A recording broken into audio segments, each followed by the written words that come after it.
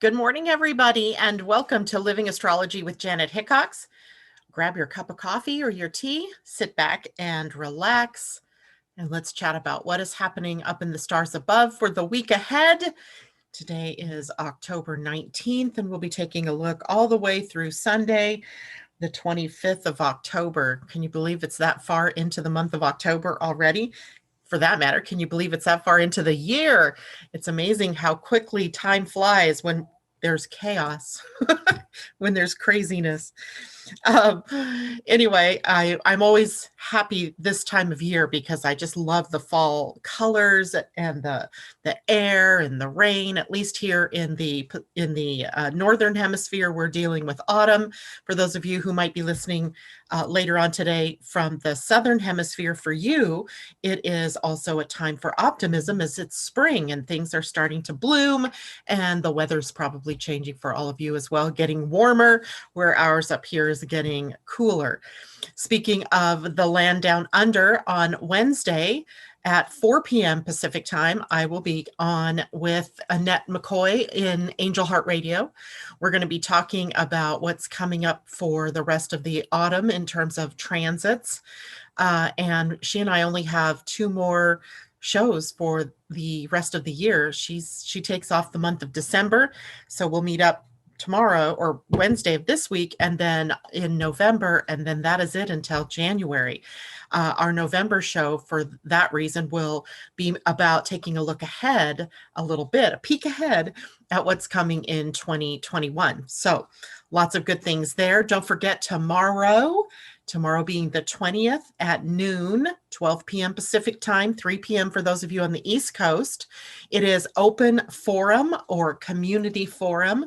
And I have put the Zoom link out there for everybody so that you can join in and bring your questions about your astrology chart or your human design or your gene keys, Pleiadian, whatever it is that you want to bring your questions about to the forum so that you can get them answered. I will stay there for an hour and answer as many questions from as many people as I can during that period of time.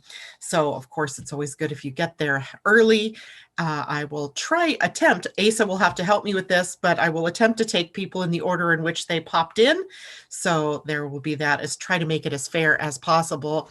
Also try to keep your questions to one main question that you would really love to get answered, as time is limited for the people that might want to get that done. All right, so let's take a look at the week ahead of us. It is one of the quieter weeks. I say that, and then of course all HEQQ will break loose, but it's quieter in that there's nothing major happening in terms of transits. There are definitely transits and changes afoot, but not like we've had in previous weeks. I toyed around with taking this week off. And as an announcement, I will not be on air on Friday. I am camping with my sons and my husband and my grandson. It'll be so much fun. And so I won't be able to broadcast on Friday morning. So Thursday, instead of doing readings, we'll be taking a look at the weekend in terms of Friday, Saturday, Sunday. Okay. Friday, Saturday, Sunday. Yeah, exactly. Okay, let me say quick good morning to people who are popping in. Good morning, Allison. It's good to see you. She said, glad I made it here. Jennifer Peachy, good morning. Passion Moku, good morning. Christine Buckingham, hello to you. And Daily Spiritual Vlog, good morning. Ingrid, hello to you. She says, buongiorno. And Amy D, good morning. Asa, Libra Dreams, good morning, my friend. Thank you so much for being out there to help me get this moving in the morning.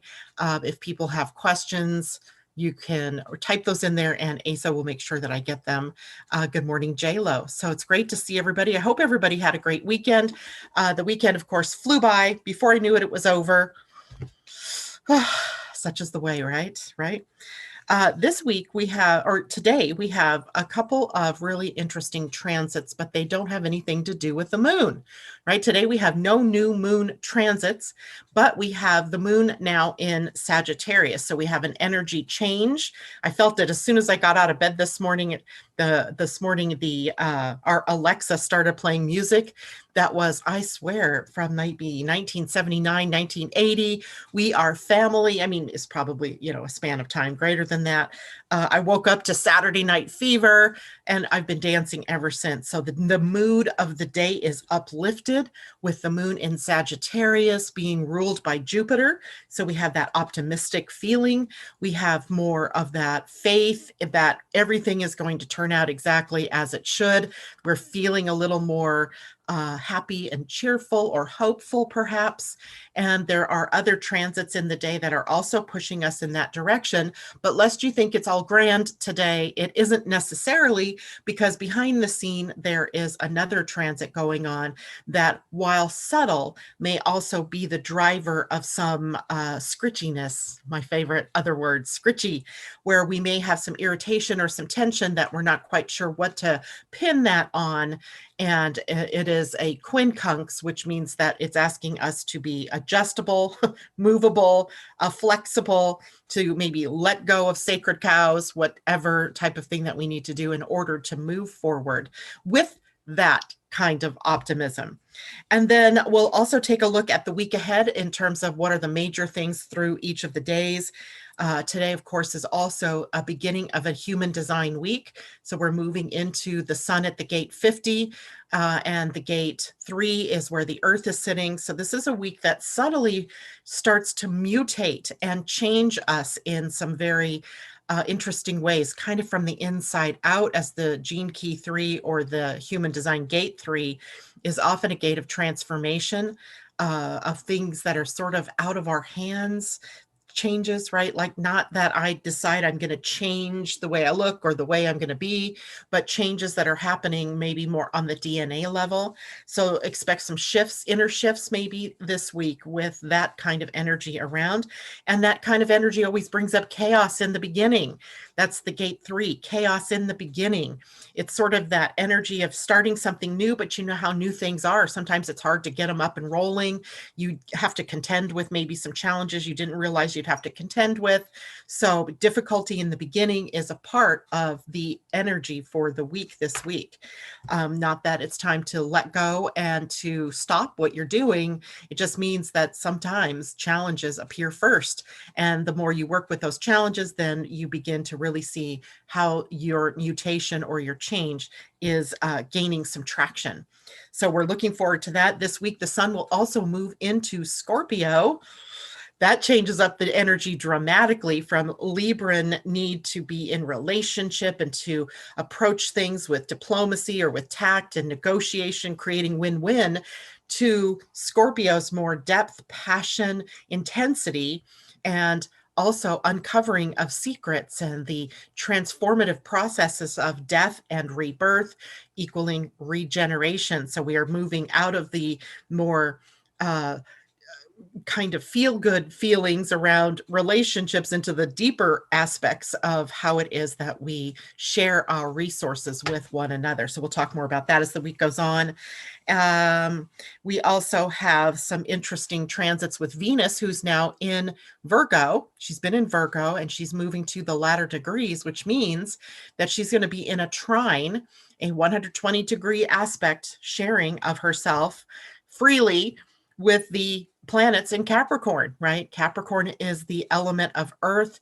Virgo is the element of earth. When we have planets in like elements, they become trine to one another, 120-degree angles, which are positive flowing angles or relationships. So Venus will, today, she's actually trining Jupiter. Later in the week, she'll trine Pluto and then Saturn. And then on Sunday, finally, we'll have Mercury in retrograde in a conjunction to the sun. That happens, that tells us we're at the halfway point of the cycle and that new messages are being delivered, right? New information is coming to light. That'll happen as we close out the week ahead. So definitely not, like I said, definitely not a crazy week. It's fairly easy, but also may present us with a couple of challenges. And today may be the first of those challenges. So before we get into that, let's talk a little bit about what the moon in Sagittarius is all about. Sagittarius is a fire sign, right? Fire. And it is mutable fire. So mutable meaning it has change ability. It has the ability to change its mind, change its direction, to upset the normal way of things going. And Sagittarius does that in a need for freedom and also for adventure. It's kind of the sign that takes us on that quest for truth, takes us on that hero's journey where we're moving forward to find more information about ourselves, about life in general, to answer those big questions. Who am I? Where am I going? What am I here to do? So while the moon is in there, it connects our emotions, our timing, up with the sense of adventure and with the freedom to move forward and to find our way. And perhaps right now it would be about holding a little bit, maybe taking the adventure in your mind a bit as we're still in some retrograde energy. The inner planets in retrograde are the ones that really hold up the stop sign or the slow down signs, right? Mars in retrograde, Mercury in retrograde. So while those two planets are in retrograde, it's not all full force going forward. So we'll want to be careful about what it is we do start, right? That you want to make sure that if you're moving forward with something, you're doing it with deliberateness. That's the way to do it. Consciousness and deliberateness.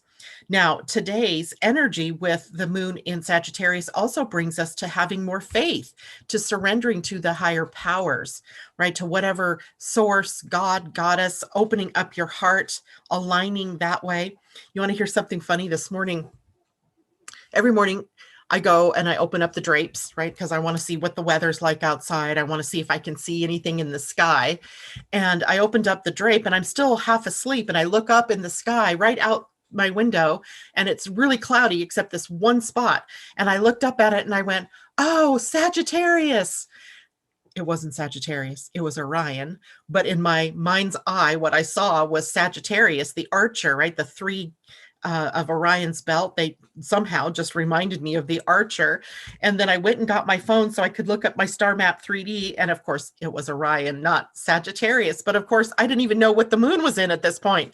So I was kind of gratified to find out I wasn't all crazy. I was picking up Sagittarius energy, but it was Orion that was showing it to me. So I just have those funny things that happen periodically. But today is a day for faith and optimism, to restore ourselves to that hopeful nature, right? That Sagittarius brings us, that hope. Its ruler, Jupiter, showing us the way for expansion. But it's also about education and educators and mentors and information that is going to take us to a higher level. So when we're looking at education, for example, Gemini is the lower grades, right? The grades the things that we're learning with awe and wonder when we're kids.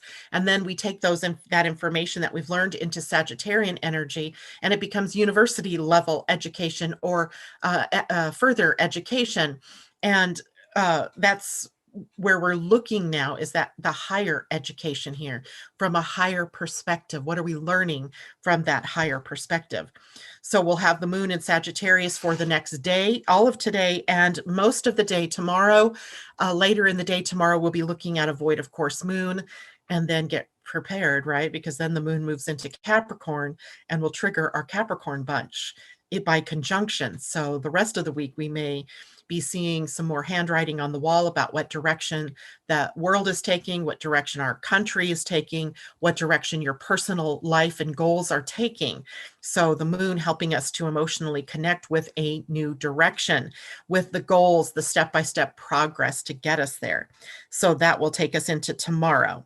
Now, today, the transits that are popping up are Venus in a trine to Jupiter. So I already spoke about that. Venus is in Virgo, Jupiter's in Capricorn, both earth signs, right? So we have a flow established between Venus and Capricorn. Venus in Virgo and Jupiter in Capricorn. And that in and of itself is awesome, except there's also a quincunx to Mars today as well. So we have Venus trine Jupiter, but quincunx Mars. Quincunx is the inconjunct. It is a 150-degree angle, and that means that they're in signs where they don't quite really get each other. So it sets up a need for us to readjust ourselves, our thoughts, our processes. It sets us up to have to maybe let go of something, a sacred cow, as I said earlier in the broadcast, where we can let something go to make room for what we really need to do or what our desires really are. But overall, this transit serves to lift our spirits and to make us feel more optimistic and on a sort of higher cloud, if you will. And yet there's a dilemma, and the dilemma that we're faced with, and almost every day, by the way, we have some kind of dilemma that we face, right? The dilemma is between our wanting to be alone, go it alone, to be something ourselves, being ill at ease with others, right? Where we're not quite feeling like we want to be around others. Maybe we're still a little concerned about COVID virus. Maybe it's just that we've been, because of isolation and staying home, we've become more comfortable with our own selves. And so the thought of reaching out into community is a little more difficult for us. But I can guarantee you that community is our next step, right? That is where we head. We're not so much interested as we move forward here into December, January, February of the new year with our own process, but how we in community can move things together. We're looking at something becoming very more grassroots oriented, and we've had sort of taste tests of that over the last several years, where it started with sort of like the hashtag Occupy movement, where we were finding that if we came together in groups, that we had a lot of power to make change, right? To change people's minds and to change the energy on the planet. And that led us to hashtag Me Too movements. And we've had others since then, and the Black Lives Matter. And I'm not saying yes or no, they're right or wrong. They're early attempts at our gathering in community to further an agenda, to further our evolution of consciousness on the planet. So literally, as we move on from here on out, you're going to start to feel more and more like you want to be connected, that you need to find like-minded people that you trust, that trust you, who are resonating at your frequency, your vibration, that will help you to elevate even further, and that you're going together as a group. So community becoming very more important to us. But right now the dilemma is we're on our own. So we're on our own, we're seeking community. And for the moment, even if we can't go out and gather in big numbers, we can certainly do that online, right? We can do that through Zoom, through Skype, through what is that new one called? Google something, Google Meetings. So we have new ways that we can get together while we're waiting for the energy to shift and the world to allow us to get back together in community or in larger groups. So our dilemma is that we're facing that new energy, but we're not quite ready to get there yet. So right now we have to do a balancing act with that. So on the one hand, we're also hopeful and optimistic. And on the other hand, here in the US anyway, we're staring down the barrel of an election that is sure to bring about a whole host of issues, right? A whole host of things that are potentially going to go wrong during this period of time. So we have that hope that there's a future, but for the immediate future, we're not so sure, right? We're not so sure. So on the other hand, we have another dilemma potentially where we have these desires. We see this goal or what we want, our desire to see our dreams come true, perhaps. And yet we have other people right now that might be needing our nurturing, or other projects that need our nurturing that aren't allowing us to get on with where we want to go. And that can also be very frustrating. The clue here, though, is that these are energies that are causing us to shift and change and adapt. So the conundrum isn't done, right? We're not done with that idea yet, but hopefully we're getting there. We're getting to that point. So be prepared. That's, I guess, the clue here. All right. So that's our major aspect for the day. We are also starting a new human design week this week. Before I do that, I'm going to check in again and see who else has joined us since then and what's going on with everybody. Sylvester says, good morning to everybody. Thank you. Did you guys notice I got it cut? it's like way shorter today. I went and saw my hairdresser, who it was lovely to see her. I hadn't seen her in almost a year, or maybe it's been a year since I've gotten my hair cut. Just kind of weird stuff going on with the world and timing. But I did get it like quite a bit cut, and I was kind of surprised when I came out and it was this short, but it feels good. I feel like I lost weight this weekend without even trying too hard, right? But thank you, Sylvester, for noticing that. And Kathleen Mallory, good morning. We're going to be chatting later. JLo says, the weird thing, the moment I went into the ER, what? Now, wait, I missed that you were in the ER. What happened here? JLo, yes, I have just had this horrid migraine and this nauseous feeling that keeps coming and going. Oh no, sweetie, I hope you're getting better. She's been taking it easy and resting. JLo says, the weird thing, the moment I went into the ER, I checked the chart, took a screenshot because I remember Janet speaking to me in the group session. Thank the heavens. Yeah. And don't forget, you have all that Aries energy going on. All of us do. So the fact that your head might hurt isn't surprising to me. It might be telling you where you need to slow down, where you need to take a chill pill, where you need to just do what you did, which is rest and relax. Good morning, Ursula. Good morning, Pauline. And Adrian Jones, hello. And Augustina is there in the house. Pauline says, JLo, go check for concussion. I hope you didn't hit your head, JLo. Oh my gosh, that could be. But definitely for everyone, the head is taking the pressure because Aries rules the head, right? It rules the head and headaches and dizziness and migraines. So it's not surprising with all that Aries energy, Mars retrograde, pressuring us. And then in your human design, if you have an open head center, that is a pressure center. And some of us have open head center, which is a pressure center, and the open root center, which is a pressure center. So you could feel like you're in this vice and you're being squeezed from below and squeezed from above, squeezing from above by trying to answer questions and be able to act on your inspirations and ideas. And at the other end, the pressure to do, right? So human being, not human doing. That's what we need to remember right now. So hopefully you're feeling better, JLo. We wish you well and send you tons of healing energy. Now, what I want to do, you were in a car accident. Oh my goodness. Also Mars related, right? Mars accidents, cuts, burns. Yeah, so be careful out there, everybody. We still are in Mars retrograde. If you're not slowing down, the universe will contrive to slow you down. So, JLo, much healing energy to you, sweetheart. We are with you. Okay, I'm going to shift over now to human design because we're sitting here at the beginning of a new human design week. And as all of you know, right, the human design sun has been crossing through the spleen. So our fears are being triggered one after another, right? One after another. Each gate that the sun hits upon triggers another facet of the fear field on the planet. And today's fear field moved to the gate 50, which is the fear of failing in your responsibilities to your family, to your friends, to your community. And in the gene keys, we're going to take a look deeper into it through the gene keys. We see that this is the energy of corruption, where we've artificially built a hierarchical society that is sort of top down, and it has corrupted, not corruption as in, people stealing and all of that kind of corruption, but it has misdirected the message of our conscious evolution. So we have corruption that we're dealing with this week as well.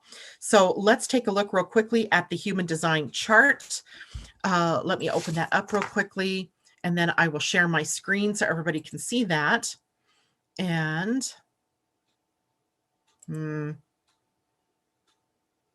where did it save it to? My desktop, perhaps?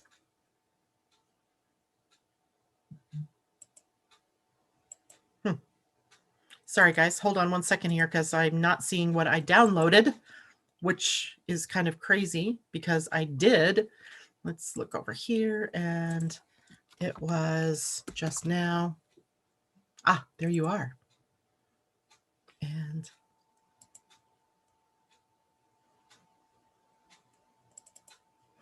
okay, now in just a moment here, I'll share my screen and then we can all see it.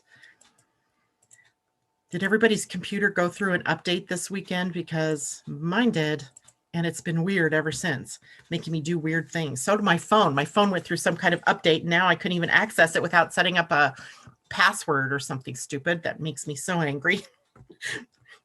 But I have to release that, right? So I can get into my technology. So what you're looking at right now is the human design chart for the day. This is called a Just Now chart.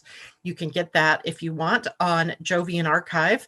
You go to their site, and under the resource tab, if you drop that down, it says Just Now. And click on that and you'll get a chart of what the human design chart looks like at the moment, where all of the planets are. So you can see we have a huge split in the energy, right? We have the energy of the head and ajna defined, which if you normally have an open head and ajna, or head or ajna, now suddenly you have this pressure building up in your head to enter into a new conversation, to change your ideas, to virtually be inspired by something new. And that's happening from Pluto and Saturn sitting up here at the gate 61 and Uranus sitting at the gate 24. We have a long-term transit of tapping into magical realism, right? Seeing that the world is real because we're here, we can feel it, sense it, taste it, touch it. But also that there's some magical field here that we seem to have lost touch with, that we need to reestablish connection with. So that's the energy that's been going on through the head and the ajna. The sun now at the gate 50 is over here at the point of the spleen center. So the spleen center here is defined. It's defined because we have planetary energy sitting across the 4426, which is the planet Mercury, long-term sitting here at our recognition of patterns and of our quest for truth. This is where truth lives in your human design. And then over here, the gate 26, where we have the South Node sitting, asking us to remember our integrity, our truth, our ethics, our morals, our values. So we have a transiting duo, if you will, that are changing our minds about what we expect in the world. And keep in mind, this is big time engaged right now for us to really come back to our center, right? To come back to our moral center, if you will. And I hesitate to use the word moral always, because that always seems like it's dictated to you from outside. But what this is really about is our integrity, your own moral sense, right? Coming from within you, your essence of right and wrong, and what's good and what's not, and what's truth and what's not. And that's that center that we all have that we need to remember. So long term, we have these two defined, changing our hearts and our minds and letting us know that it's time to change up the pattern. Now, added to that with the sun at the gate 50 here, the gate 50 is on the feminine part of the tribal energy. So we have two parts, 50 to 27. This is the feminine, deeply, deeply feminine energy. And then the other half is the 59 to 6. This is deeply masculine energy. So we have the energy of the feminine, whose job it is to set the morals, the ethics, the rules, the laws, the status of nurturing of the tribe. That's the divine feminine energy. And then it takes that energy outward and it moves it to the gate 27, which is the gate of teaching and feeding and clothing and nurturing and caring for. So this whole channel is about setting up the rules of the tribe, managing the tribe. Then the 27 feeds that tribe, and then the masculine goes out and does the protection of the tribe and the enacting of, or the preservation of the tribe, protecting it against others, and protecting the rules and the values set out over here in the divine feminine. So it's an interesting juxtaposition to the way that we've developed the world, with this hierarchy that includes the masculine over the feminine, or has included that, where the feminine has been seen as weak and the masculine as strong, and the masculine doing what it can to overpower the feminine. And I'm not talking gender base here. It's more of the bigger energies, right? The energy of the divine masculine and the divine feminine. Although the gendered masculine feminine are sort of the pictures, the outpicturing of those larger energies and how they're at play. So it does show up, but it's not the cause of, right? So there you have that. So when we look at then the Earth is at the gate 3. So the Earth is sitting here hanging off of the sacral center. The sacral center is the energy for doing. It is life force energy. And part of the life force energy, as you can see here, is the gate 3 mutation, right? It's a format energy. So the energy of 3 says that what we can count on in our human existence is change, is mutation, is the transformative nature of the world. So one of the things you don't see here anywhere in the chart where we stay the same all the time. It just doesn't happen, right? So even in our human design, we see that we're always in a change and it's always changing. So we have maybe a call here for changing the outer world to be more embracing of our shared values, our core values as human beings on the planet. So it's an interesting time, certainly, and it always shows up right about this time of the year. So always in the late fall, and it is a trigger point to fear in the planet, right? Where we sort of lose a bit of ourselves in the process of adopting values, and we've lost our anchor, our North Star, right? That part of us that we know we were heading in this direction, and now we've gone and diverged in different directions, and it feels divisive. It feels separate, like separation. And now we need to move back toward unity and remember what does unify us, which is our core values, right? All right, so that's that chart. Now, let me show you the, I do have that open. Okay, good. So let me share my screen again, and we'll show you the specifics about this particular week in general. And then I'm going to dive deeper into the gene key or gate 50 to remind everybody about the importance of this particular gate. So this is a week 4, new approaches to sharing our values in the world. It's not working the way it's been, is it?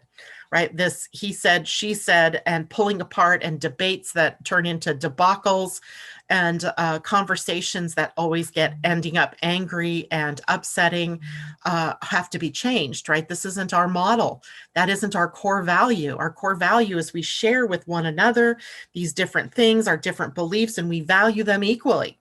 They may not be my beliefs, but I can value that you as a human being have your own right to your own beliefs, but we've lost that, right? That's been sort of we've been blinded to that. So this week we are focusing on how do we bring that back. The sun at the gate 50 is about focusing on our common core values that help us to become more tolerant and accepting of one another. And these are old genetic energy that we're sort of sweeping out of our DNA that need to recognize other as possibly threatening. It served us in our cave people days or in our early tribal days, where a marauding tribe coming at us from some other place that could overtake our resources or overtake our tribe was a scary proposition. It threatened our very existence, our survival. But over time, that intolerance and that fear of other has really coalesced into this huge divide in our world. And we are intelligent enough and we are open enough and conscious enough at this point in time that we don't need that approach anymore. I'm not so worried that there are going to be marauders coming into my community and taking over. But we still act as if we are afraid of that very energy. So anybody that looks different, that has a different philosophy or a different belief system becomes a threat. And that is an old DNA pattern that was established to help us survive. Now, remember, we're under an influence of evolution right now. We're evolving away from the dominance of the fear field of the spleen and the mind's energy into that of the solar plexus energy. And we're not quite there yet, but that whole feeling about neutrality and the emotional energy, greeting everything through that emotional field. Does this feel good? Does this not feel good? Are the way that we are meant to work together. It doesn't mean that we have to love everybody's point of view, but it does say that we have to allow, to accept, and to be tolerant of, because that's the freedom, the free will that we have here on this planet. In the gene keys, what we see is the shadow of corruption. And this is what I want to dig in today. What does that mean? And the gift is equilibrium, and the state is harmony. So we're moving on the path from corruption to harmony via equilibrium. So we've got to come back to the center. The earth is the grounding point, right? The earth gives us the feet on the ground. It shows us what we need in order to bring in the energy of the sun. And what we need with the gate 3 is innovation. This is where we establish order from the chaotic beginnings of some kind of transformation or some kind of mutation, some kind of change that is coming or that has landed upon us, right? We've had to adjust many times to many new energies as we've gone through 2020. Maybe even going back to 2008 when Pluto first moved into Capricorn and started up the economic downturn. So we've had to adjust and we've had to morph, and we see businesses going under that we thought would never go under. And we see new businesses entering into the picture, but they're smaller. And then we see the coalescing of like social medias into these big conglomerates. And we have this huge change that we're going through on this planet. The gate 3 with the earth this week helps us to greet that new energy with an innovative mind, right? Being able to see how we can move through some of this change and chaos and to create a new way of being with it. So for instance, I told you all last week, I think it was, that I had watched the movie, The Social Dilemma. How many of you have watched that since then? And instead of greeting that with the fear that the movie itself does sort of engender, I went, okay, so how can I realign my own social media goals with a higher calling or a higher purpose? So I've been sitting with that in my mind for more than a week. Part of that was the beginning of the human design, of the Living Astrology community, the place where we, after the show in the morning here, where we can speak to one another, where we can go and we can share our own insights, where we can share wonderful voices that we hear outside of just the community here, sharing the work that you're doing, the role that you are engendering to uplift and empower the universe or the world that you're in, your community. So we can take that social media dilemma and we can turn it into something that really benefits us. And I'll tell you something else, as much as I want 1,000 subscribers on YouTube with the idea of monetizing my channel, I'm rethinking that. Because what does that mean? Well, that means that I am playing a role in that advertising giant of telling people what they should buy and what they should do. So I guarantee you I'm not going to play that game that way. I don't know how I'm going to play that game yet, but we shall see. But it made me go, whoa, right? What part of me got pulled into the need to have to be something that I'm not? So innovative, yes, but I'm not conforming to what that old agenda is with the social media. So that's what we need with the earth at the gate 3. There's this change afoot. The energy of chaos comes in when change happens, but we don't always know exactly what we're going to do with it in the moment, but that will become available to us, right? Innovation leads to innocence. And to me, when we look at innocence, it is like the absolute non-agenda kind of way of being together, right? Where you're just sharing, right? We're just sharing with one another new products or new ideas or new ways of being, with no agenda that you have to do it this way or else you die. No, that's not what we're going to be doing. We're creating a new community, a new way of being that's innovative, that takes the chaos of the moment of change and brings it into a new way of being expressed on the planet. So this is our whole week this week. And so now let's take this a little bit deeper. First off, Asa, any questions out there? Anybody got questions going on? Cornelia, good morning. It's good to see you. Thank you very much. And Asa Arnold says, love it. J-Lo says, oh, wow, I so remember that as a child. J-Lo, when Woolworth went out of business and I went with my mom shopping, I remember Woolworths, right? It was like the corner drugstore, and we could go in there and sit at the counter and have hot chocolate if it was cold, or ice cream if it was summertime, and people would sit there all day. Sometimes the older people would be there telling their stories, and we could go in there. But there are no more Woolworths. They're now like Starbucks or something like that. J-Lo says, an aha moment, there was a man stealing and security jumped on him when I was hiding behind my mom, and I was so afraid. Oh, shoot, I just got over a fear. Ha! See how quick fear can be released? Releasing fear is our main job at this point in time, right? Finding your truth, releasing fear around expressing the truth of who you are, being your authentic self. It is your major job. And then to share your gifts and your talents with the world from a completely, Cornelia, I'm going to use one of your words, from a sovereign position. That says you are your authority, right? You are your own authority. All right, let's dig in a bit and take a look deeper at the gate 50. So the gate 50 is the gate on your human design that the sun is sitting at this week. In the gene keys, it is the shadow of corruption, the gift of equilibrium, and the city is harmony. So as above, so below, right? If you want to get into this harmonic state, you have to remember that your microcosm is a picturing of the macrocosm. If the macrocosm is setting us up for change, then you are also a part of that change, right?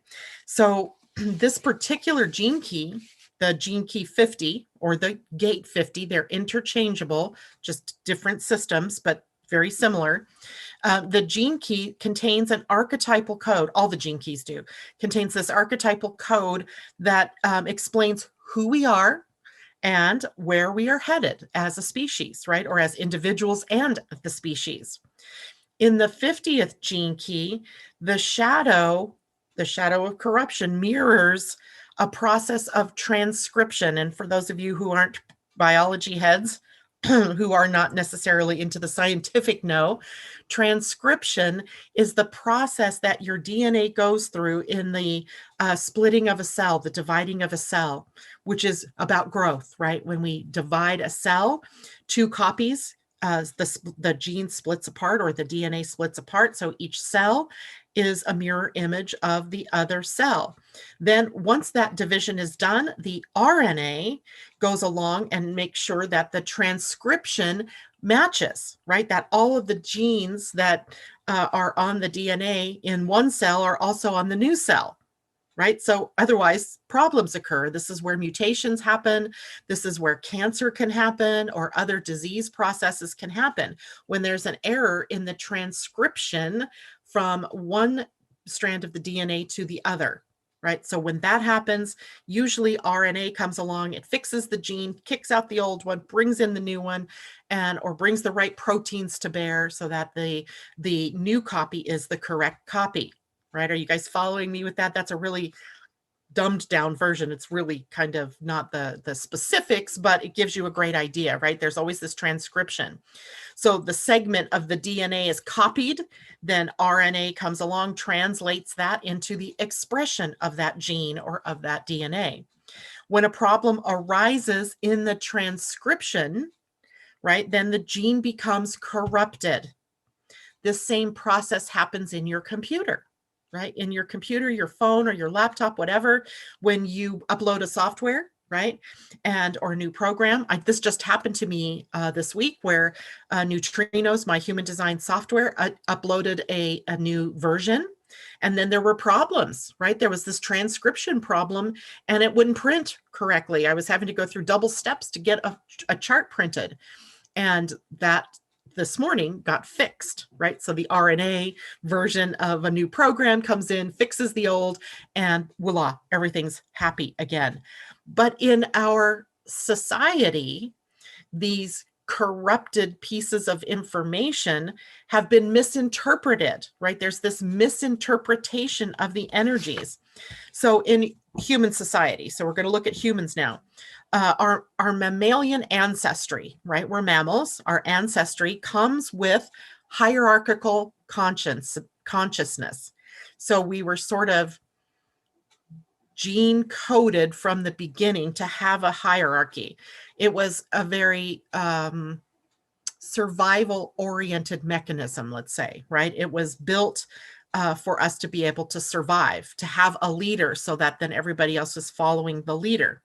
But social hierarchies, such as what was helping us survive in the old times, has now become a deep division among human beings, giving rise to things like greed, to desire, jealousy, social corruption, you name it, all of our ugliness, right? Our separateness, our division, all of that has come from that misinterpretation of what that original energy was for survival. And it's led us to compete for resources, right? To become a trigger for fear, right? The fear that we're not going to survive, right? That we're not going to survive. When this occurs, then the data and information is misinterpreted through the fear field, right? So this energy of the fear, the shadow energy that's holding so strong here, which then triggers certain instinctual behaviors in each of us as individuals, right? That ripples then out through the group, right? So it gives the ability for someone, for example, like a cult leader, to rise up because he or she can tap into what the fear field is. And then that ripples through the group of people that are already attracted to that person. And then they begin the process of following this person, even sometimes to their death, right? We've seen that happen in our life here on the planet. So the real true problem through, as this gene key looks out, is hierarchy. Right? Hierarchy. Corruption is merely the byproduct of a deeply flawed, this is a quote, by the way, corruption is merely the byproduct of a deeply flawed worldview. And until we handle hierarchy, corruption will continue. That is a quote by Richard Rudd from the Gene Keys. All right. For example, then this kind of corrupted worldview, right? This corruption that happens in the gene key gives rise to people like, I'm not sure if you've ever heard of Jordan Peterson, but he's a Canadian scholar and he wrote the book, 12 Rules for Life. And it was basically aimed at the disenfranchised white males, right? Empowering them to take back their power, right? To go back and be, you know, that hierarchy of the masculine. So people like that are tapping into that fear field. They bring this energy up, and it's up to us then to heal that within ourselves, right? To see that for what it is. Now, there's also the gift, right? The gift level. I mean, we certainly see a lot of the corrupted level, but our goal as human beings is to see that and to move ahead, right? To move away from that. You're not stuck here in the shadow of corruption. You can move out of that shadow. And that is a simple step, moving into equilibrium, right? The 50th gift holds the blueprint for equilibrium, right? And while the 59th implements those changes, we first have to reach equilibrium, right? So right now, we're in a very feminine process because the gate 50 or the gene key 50 are on the feminine angle. That it's the women right now, it is the feminine that is laying the template for what the new rules of equilibrium will be, right? For what the new, we're in the commanding position at this point for how we want the world to move forward, how we want to show up, right? And what we need now is honesty in our interactions with one another in order to increase our frequency, right? To be able to lift ourselves to that gift and to that citic state. And the role of honesty in a group is to create a clean group, right? A transparency so that we're opening together with an agenda that's right out there, right? I was very careful that I told you what the agenda was for the community, right? The agenda was for us to share with one another. It isn't to, promote a certain product or a certain way of being. It's to share with one another. And it's all out in the open. But until we can really cross into that, we're not going to be able to bring up this state of equilibrium. Now, the Siddhi of harmony, yeah, I would love that, wouldn't you? Right? Carl Jung, here's a quote by Carl Jung: "Nothing has a stronger influence psychologically on their environment, and especially on their children, than the unlived life of the parent." And this is completely relevant to the 50th Gene Keys gift, because it has to do with how our values are passed on from the parent down to the children, right? From one generation to another. So think about this for a moment. The repressed emotions, secrets of the parents emerge through the child, emerging through the child. So the things that, the emotions that you lived through, the experiences that you lived through, are then brought down to the child, right? So parents either interpret the child as having a problem or in need of discipline, instead of looking within to their own unmet needs. So for example, I see this play out all the time in football for kids, or sports for kids, where you've seen them, the parents on the sidelines who are yelling at the refs because the refs can't do things right. And I've witnessed this so many times, where the parent has got a stranglehold, causing their child to play a sport, even if the child doesn't want to, because the parent, if they really looked at it honestly, they're living out their unmet needs, right? Or their dreams that they didn't meet. And I witnessed this so many different times, or if the parent woke up and the kid's saying, "I don't want to play soccer," "You're going to play soccer." And they are pushing kids into doing what they didn't get to do themselves, or they have this need to live out through their children, vicariously through their children, this idea of the spirit of competition or of winning, right? That kind of thing. So when the parents end up taking responsibility for their own emotional needs, for their own unmet needs inside, then emerges a healthy aura in that relationship between the one generation and the next. And it applies to society as well, right? The gift level holds the blueprint for social equilibrium, for all of us to be equal, for all of us to hold the space for one another through trust, right? Where we see our own stuff in the process of being in a group or in a society, and we take responsibility for it, right? We take and we empower ourselves, right? And we empower others in the group to live out their truth.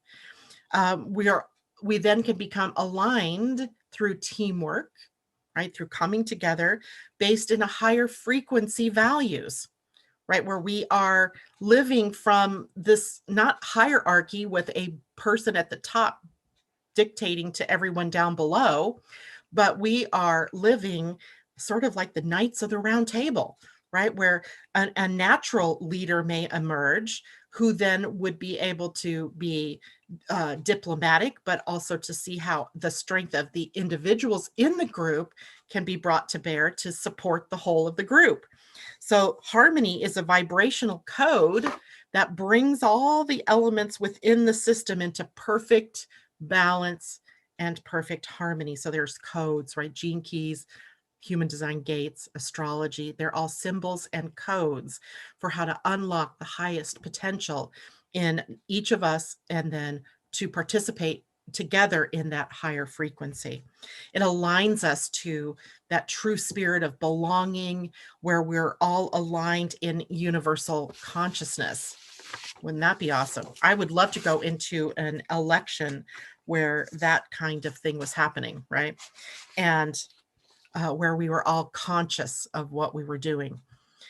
So first of all, in order to get to that point, we have to dissolve this idea of separateness. We have to remember we are all one, right?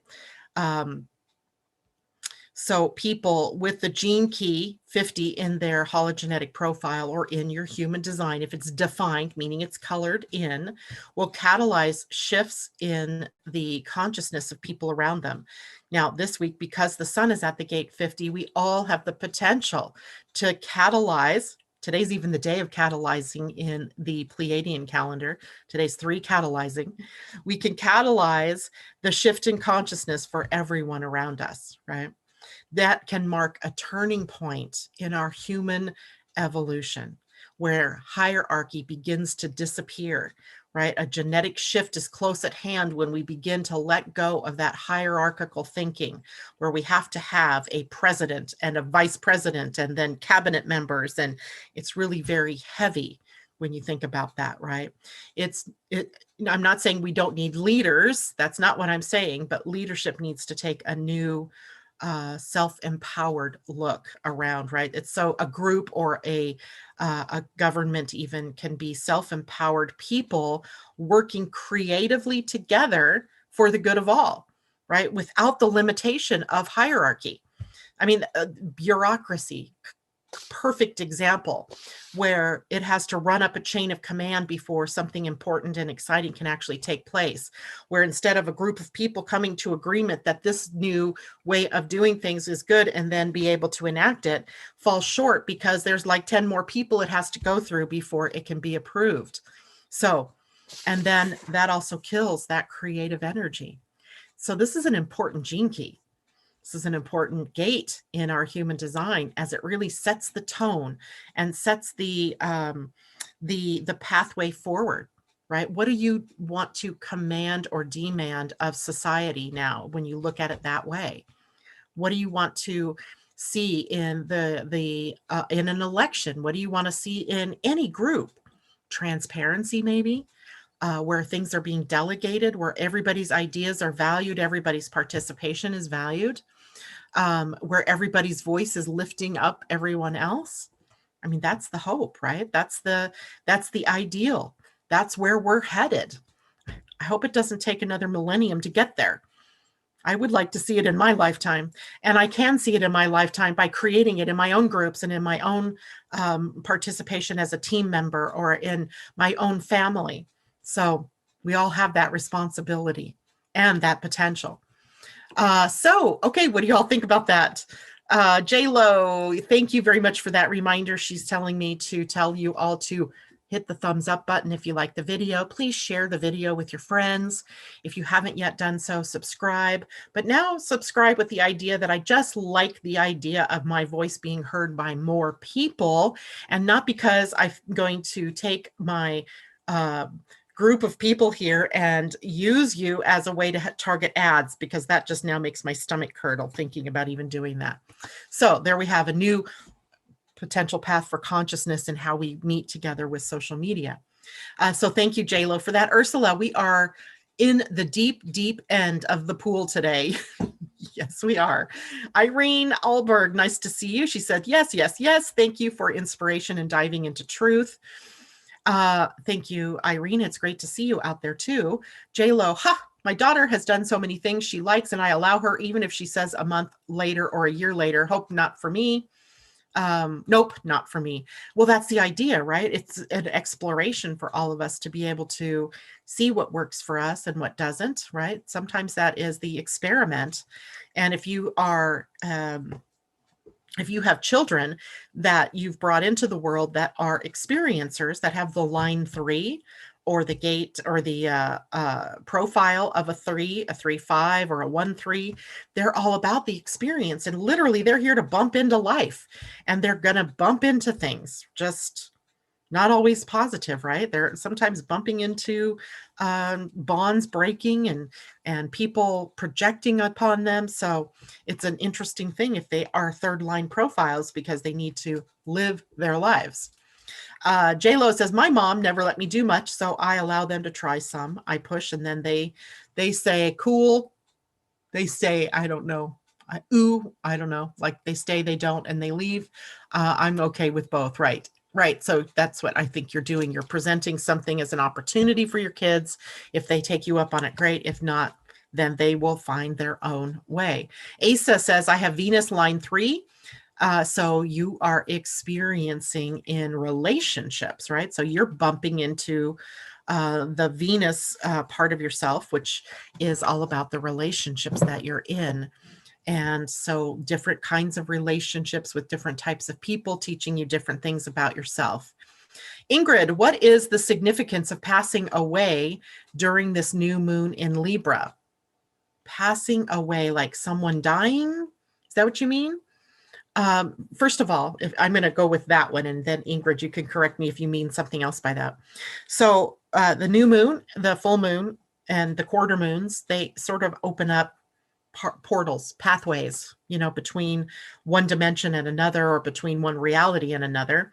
And so often souls will choose one of those portals to leave the planet, and or create some big changes within themselves, right? The new moon is about the new. It's about a new path, a new relationship, a new way of being. So it's death. So somebody then passing away at a new moon, you're just seeing a portal that opened up, and they used it as the exit doorway. It's like the airplane, right? Comes into the taxiway and then gets to the gate and opens up the doors, and they exit the plane. Well, sometimes the transits of the new moon, the full moon, off eclipses offer huge gateways for people to leave the planet.